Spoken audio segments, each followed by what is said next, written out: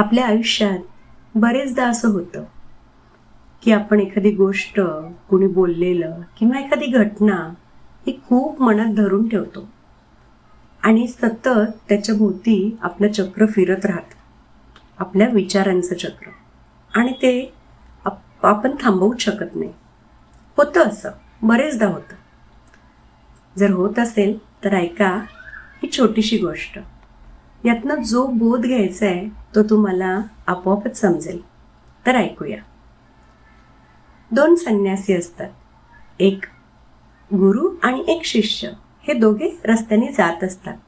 मध्ये एक नदी येते. आता त्यांना नदी ओलांडायची असते, पण तिथे एक वृद्ध स्त्री मदतीसाठी थांबली असते.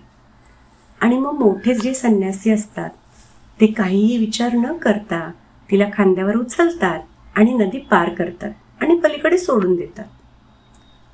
पुढचे 2 तास जो त्यांचा शिष्य असतो तो मात्र फार अस्वस्थ होतो की अरे, आपल्या गुरुजींनी असं काय केलंय.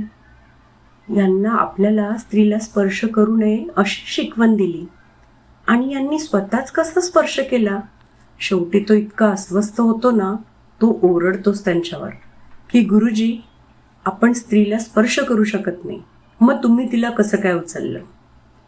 गुरुजी अगदी शांतपणे हसतात आणि म्हणतात, बेटा, मी तिला 2 तासांपूर्वीच नदीकाठी सोडून दिलंय, पण तू मात्र तिला अजूनही तुझ्या मनात वाहतोयस. समजलं का हो? बरेचदा आपण हेच करतो ना. म्हणजे ओझं शरीरावर असलं ना तर फक्त थकवा येतो, पण जर मनावर असेल ना तर मात्र आयुष्यच थांबतं. आणि म्हणूनच विचार सोडा आणि मुक्त व्हा. कारण पकडून ठेवलात तर त्रास होईल आणि सोडून द्याल तर प्रवास सुखकर होईल. जाणून घेऊया अशाच छान छान गोष्टी आणि आपला मनाचा प्रवास एकदम सुखकर करूया. So stay tune with Ayurveda vibes with Dr. Kanchan. Thank you.